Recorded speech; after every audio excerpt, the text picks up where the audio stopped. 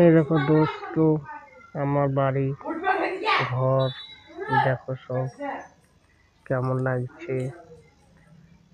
এটা আমার ঘর, এটা আমাদের বাড়ি, এটা আমার নতুন ঘর। ঘরটাই এরকম মোটর সাইকেলটা পড়ে আছে, চালানো নাই, চালাতে হবে।